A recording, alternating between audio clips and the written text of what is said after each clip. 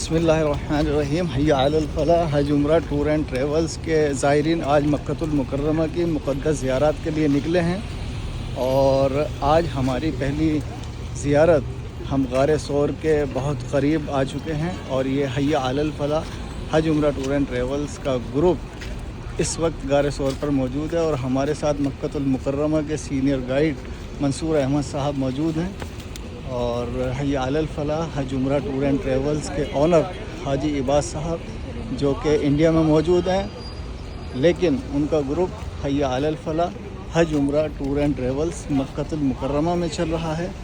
اور یہ پیچھے کی جانب جو آپ کو پہاڑی نظر آ رہی ہے، یہ ہے غار ثور۔ یہ غار ثور کی پہاڑی الحمدللہ حی علی الفلاح حج عمرہ ٹور اینڈ ٹریولز کی جانب سے یہ مکۃ المکرمہ کی مقدس زیارات آج کرائی جا رہی ہیں، اور میں یہ آپ کو دکھا دیتا ہوں حی علی الفلاح ٹور اینڈ ٹریولز کا یہ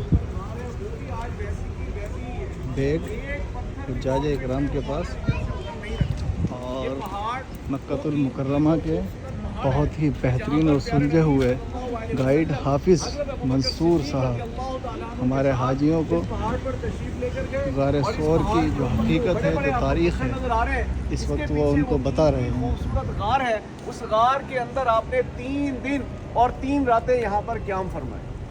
آج ہمیں آرام دہ بستر نہ ملے تو بیگم سے جھگڑا کہ بھئی تم نے صفائی نہیں کی، من پسند کھانا نہ ملے تو اماں سے، بہن سے، بھائی سے جھگڑا۔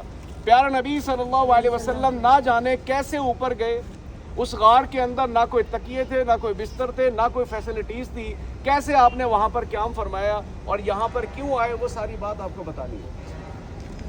زمانہ جاہلیت میں جب بچیاں زندہ گاڑ دیا کرتے تھے تو آپ صلی اللہ علیہ وسلم نے فرمایا کہ بھئی بیٹی رحمت ہے، اس کو نہ مارو، اور مشرکین اس کو پاؤں کی جوتی سمجھتے تھے، بالکل احترام نہیں کرتے تھے۔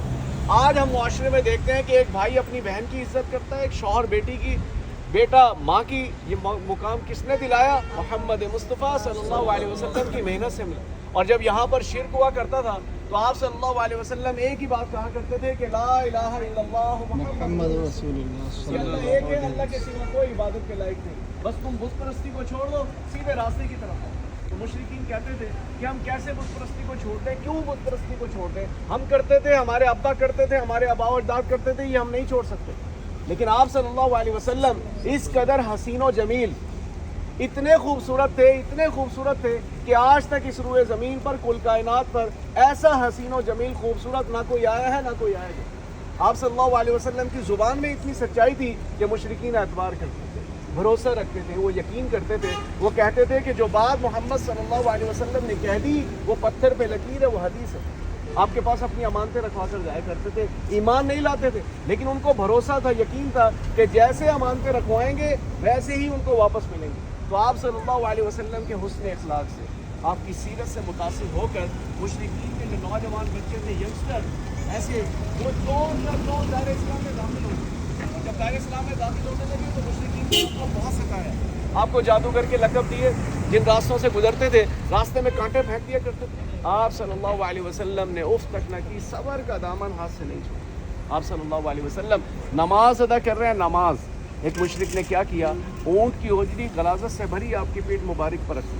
آپ صلی اللہ علیہ وسلم نے صبر کیا، کوئی بدلہ نہیں لیا، کوئی انتقام نہیں لیا۔ آج مجھ سے، ہم میں سے کوئی مس بہیو کر لے، ہمارے مزاج کے خلاف بات کر لے، ایک لمحہ نہیں گزرتا ہم لڑنے کے لیے تیار ہو جاتے، لیکن آپ صلی اللہ علیہ وسلم نے ہر موڑ پر صبر، ہر موڑ پر صبر، ہر موقع پر صبر کیا۔ جب مشرکین نہیں مانے، انہوں نے کہا کہ ہم نے اتنا ستایا، اتنی تکلیفیں دی، آپ تو صبر پہ صبر کرے جا رہے ہیں۔ تو انہوں نے کہا کیا کریں؟ انہوں نے کہا پھر ایسا کرتے ہیں کہ آپ کو مکہ سے نکال کر کہیں باہر دور چھوڑا، نہ آپ مکہ میں رہیں گے اور نہ دین پھیلے گا۔ تو بیچ میں شیطان موجود تھا، اس نے کہا کہ دیکھو محمد صلی اللہ علیہ وسلم کی جو پرسنالٹی ہے، جو ان کا مقام ہے، جو ان کی شخصیت ہے، وہ ایسی ہے کہ جہاں وہ جائیں گے نا، ان کے دیوانے ان کے پیچھے پیچھے چلے جائیں گے، ان کو روکنا بہت مشکل ہے۔ تو انہوں نے کہا تو کیا کریں؟ انہوں نے کہا کہ وہ ایسا کرتے ہیں کہ معاذ اللہ، نعوذ باللہ، اللہ کے نبی صلی اللہ علیہ وسلم کو قتل کر دیا جائے، شہید کر دیا جائے، نہ وہ زندہ رہیں گے اور نہ دین پھیلے گا۔ تو پھر اللہ کی طرف سے حکم آیا، جبرائیل علیہ السلام وحی لے کر آئے کہ پہلے مشرکین آپ کو تکالیف پہنچاتے تھے، ستاتے تھے، اب وہ آپ کی جان کے دشمن بن گئے ہیں۔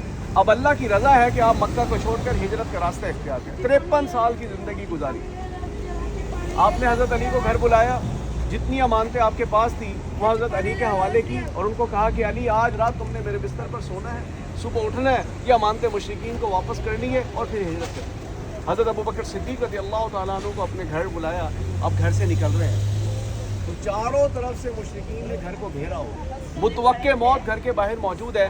اللہ نے ایسی غیب سے مدد کی، بعض روایات میں کہ آپ نے پڑھا کہ حسبنا اللہ و نعم الوکیل، کہ میرے لیے میرا اللہ کافی ہے۔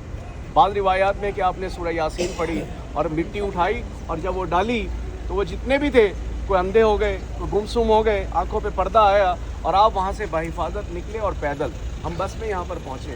اور پہلے زمانے میں یہاں ریت اور پتھروں کے علاوہ کچھ نہیں تھا، یہ وقت کے ساتھ ساتھ ہر چیزیں نئی بنی ہے، نئی ڈیولپمنٹ ہوئی ہے۔ تو جب یہاں پر پہنچے تو عشق کی انتہا دیکھیں، سمجھتے ہیں عشق کی انتہا دیکھیں کہ حضرت ابوبکر صدیق رضی اللہ تعالیٰ عنہ کبھی آپ کے آگے تشریف لے کر آتے ہیں، کبھی پیچھے چلے جاتے ہیں، کبھی دائیں کبھی بائیں۔ تو آپ صلی اللہ علیہ وسلم نے پوچھا کہ صدیق کیا بات ہے، کبھی تم آگے آ جاتے ہو کبھی پیچھے آ جاتے ہو؟